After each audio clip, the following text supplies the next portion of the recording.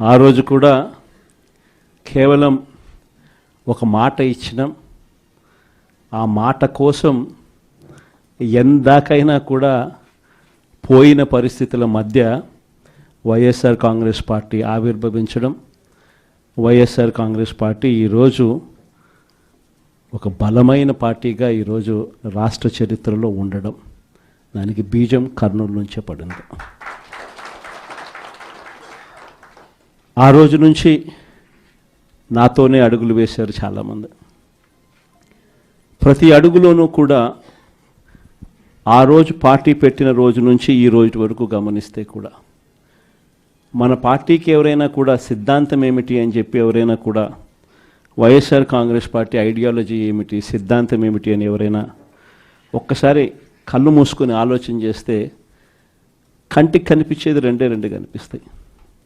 ఒకటి, విలువలతో కూడిన రాజకీయాలు చేయడం. రెండవది, విశ్వసనీయత అన్న పదానికి అర్థం చెప్పిన పార్టీ ఏదైనా రాష్ట్ర చరిత్రలో ఉంది అంటే అది వైఎస్ఆర్ కాంగ్రెస్ పార్టీ అని చెప్పి కూడా గర్వంగా చెప్తాం. నిజంగా ఈ రెండు పదాలే వైఎస్ఆర్ కాంగ్రెస్ పార్టీ నడిపించి, అదే మాదిరిగా ఒక నాయకుడిగా గట్టిగా ఈ సిద్ధాంతాలను నమ్మి ఒక నాయకుడిగా అడుగులు ముందుకు వేశాను. నాలో ఈ గుణాలను చూసి మీరంతా కూడా నాకు తోడుగా ఇన్ని సంవత్సరాల పాటు అడుగు వేశారు.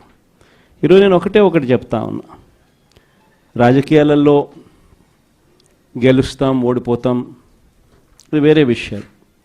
కానీ ఈ రోజుకి కూడా ఖచ్చితంగా ఒకటైతే చెప్తాను, వైఎస్ఆర్ కాంగ్రెస్ పార్టీకి సంబంధించిన ఏ నాయకుడైనా కూడా, ఏ జెడ్పీటీసీ అయినా, ఏ ఎంపీటీసీ అయినా, ఏ సర్పంచ్ అయినా, ఏ వార్డు మెంబర్ అయినా, ఏ కార్యకర్త అయినా కూడా, జిల్లా స్థాయి నుంచి గ్రామ స్థాయి వరకు ఏ నాయకుడైనా, ఏ కార్యకర్త అయినా కూడా గర్వంగా కాలర్ ఎగరేసుకొని ఏ ఇంటికైనా వెళ్ళి ఆ ఇంట్లో చిక్కటి చిరునవ్వుల మధ్య వాళ్ళ ఆశీస్సులు తీసుకునే కెపాసిటీ, వాళ్ళ ఆశీస్సులు తీసుకునే పరిస్థితి ఏ నాయకుడికైనా ఉంది అని అంటే అది ఒక్క వైఎస్ఆర్ కాంగ్రెస్ పార్టీ నాయకులకు మాత్రమే ఉందని గర్వంగా చెప్పగలం.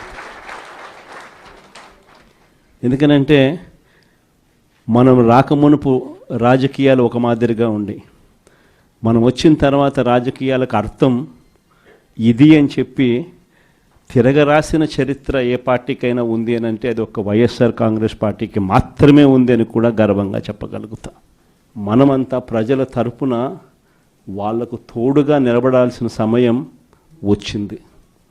గ్రామ స్థాయి నుంచి మనం బలోపేతం, మళ్ళీ ఆర్గనైజ్డ్గా బలోపేతం జరగాలి.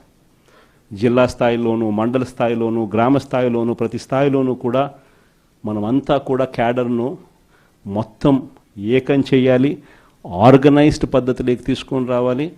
ప్రతి సమస్యలోనూ ప్రజలకు తోడుగా ఉండే కార్యక్రమం ముమ్మరంగా అడుగులు వేయాల్సిన అవసరం వచ్చింది. ఈరోజు జరుగుతూ ఉన్న పరిస్థితులు, విషయాలు కూడా మీ అందరికీ కూడా తెలుసు. రెడ్ బుక్ రాజ్యాంగంలో ఎలా జరుగుతూ ఉన్నాయన్నది కూడా మీ అందరికీ కూడా తెలుసు. చంద్రబాబు నాయుడు గారు అనే వ్యక్తి ముఖ్యమంత్రిగా ఉన్నాడు.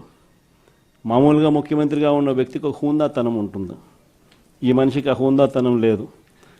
ఈ మనిషికి ఏదైనా కూడా తాను ముఖ్యమంత్రి కాబట్టి ఏ పదవైనా తనకే కావాలి, తనకు సంఖ్యాబలం లేకపోయినా తనకే కావాలి అన్న అహంకారంతో ఈరోజు చంద్రబాబు నాయుడు రెడ్ బుక్ పాలన సాగిస్తూ ఉన్నాడు. 57 చోట్ల జరిగితే 7 చోట్ల ఎన్నికను వాయిదా వేశారు. ఎందుకనంటే అక్కడ చంద్రబాబు నాయుడుకు గెలిచే వాతావరణం కనిపించక ఆ 7 చోట్ల ఎన్నికలు వాయిదా చేశాడు.